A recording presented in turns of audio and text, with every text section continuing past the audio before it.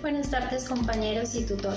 Junto con mi compañero Juan Bermúdez y quien les habla, Xiomara Sierra, hoy les vamos a exponer sobre el cubismo. El cubismo es un movimiento artístico innovador que surge en Francia en el siglo XX, entre 1907 y 1908. Sus creadores fueron Pablo Picasso y Georges Braque. Incluyen las artes plásticas, el diseño y la literatura. La marca identifica de esta corriente artística el uso de las figuras geométricas, rompiendo con el esquema de los modelos estéticos que preferían la perfección de las figuras y formas. Se trata de la tendencia esencial a partir de la cual surgen restos de movimientos vanguardistas europeos en el siglo XX. La separación definitiva de la pintura tradicional.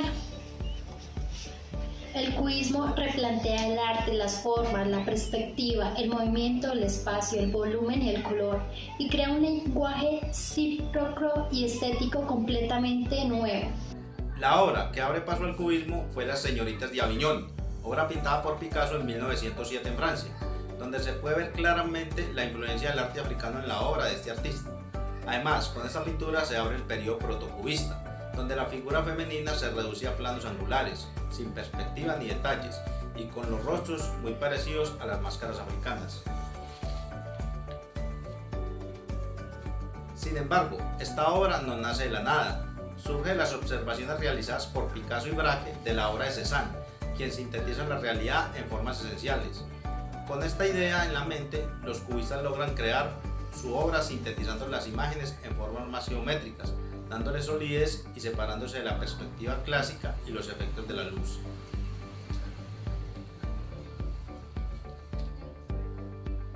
El término cubismo fue acuñado por el crítico francés Louis Baucelles, el mismo que había bautizado a los fauvistas.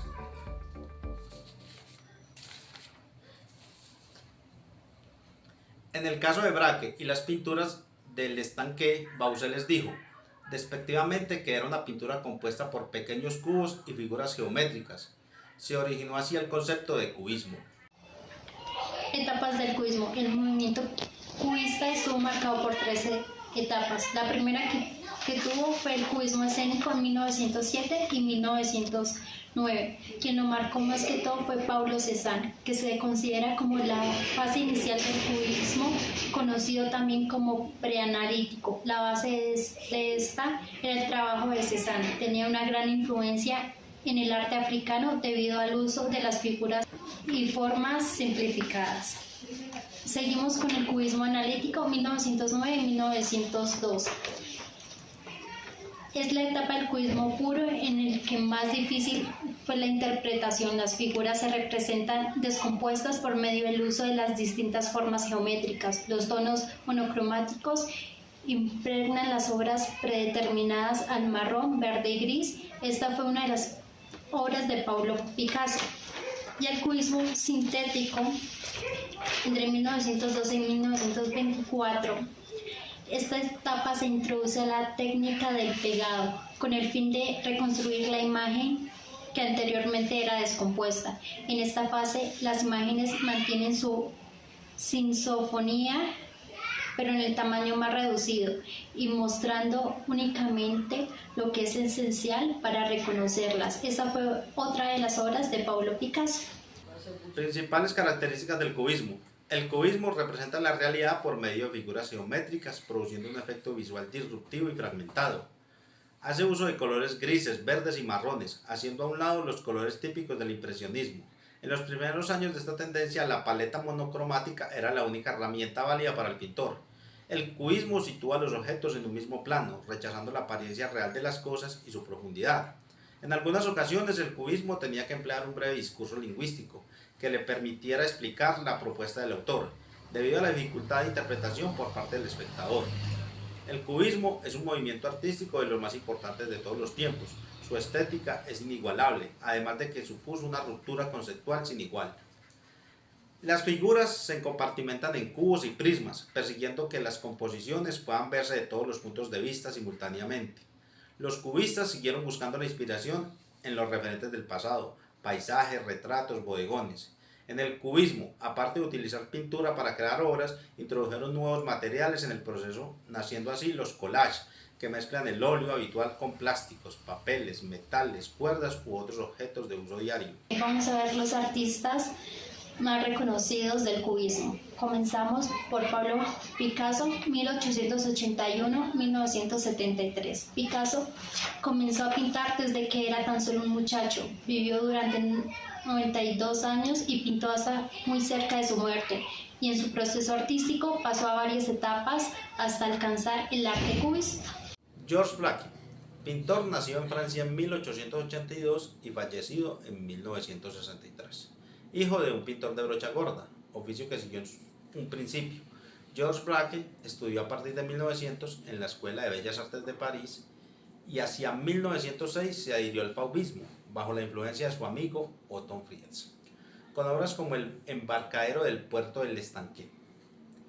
En 1907, una exposición de Cézanne y el encuentro con Picasso pusieron a Braque en la senda del cubismo, tendencia de la que es cofundador.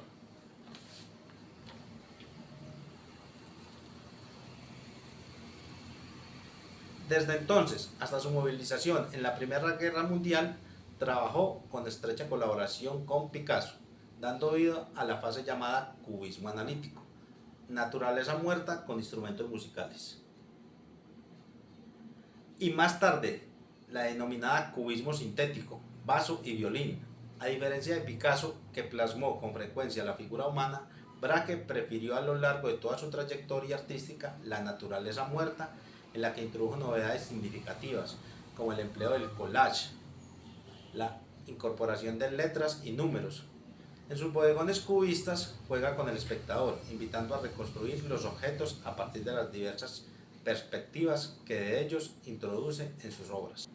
Braque, junto a Juan Gris y Picasso, uno de los representantes clásicos del cubismo, antes fue pintor de brocha gorda, como su padre, y el miembro del fauvismo, que lo fascinó por su modernidad, pero fue a conocer la pintura de Cézanne y sobre todo la carismática figura de Pablo Picasso lo que le hizo cambiar definitivamente su estilo.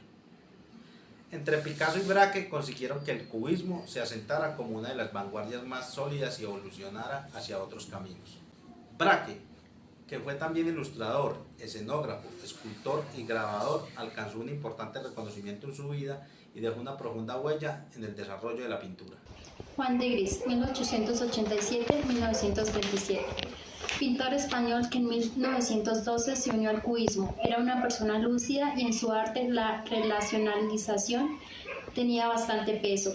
Este fue uno de los motivos por el cual no pudo entregar completamente la libertad creativa de Picasso y Braque. Mantuvo su cubismo apresionado a la composición formal, rígida y fría, pero aporta una nueva visión sobre el espacio-tiempo, descomposición, el objeto sobre el plano, para expresar distintas etapas de su percepción con el tiempo. Como vemos, una de sus obras, La botella de anís, 1914, es una de sus obras más reconocidas. Fernand Léger, pintor de las máquinas, de industria y la vida urbana, fue un cubista muy personal, que además se adelantó al futurismo, al art deco y al pop art. El artista nace en el seno de una familia campesina francesa y empieza a trabajar como dibujante de arquitectura. No consigue una plaza en las bellas artes, pero visita asiduamente el Museo del Louvre y las galerías impresionistas, donde probablemente aprendió más. Al igual que Picasso y Braque, su vida cambia al descubrir a Cézanne, pero se aleja del cubismo ortodoxo para dotarlo de un colorido propio y una temática orientada a la iconografía de la máquina.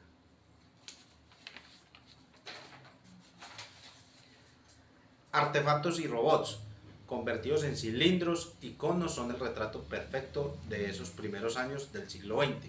Un mundo nuevo y deshumanizado, con colores primarios, llega en ocasiones a una estructura abstracta de formas geométricas, pero nunca saliéndose del todo de lo figurativo. No pretende hacer apología de la máquina, sino una comunicación entre esta y lo orgánico, consiguiendo un estilo único, estético y armónico, moderno y clásico a la vez.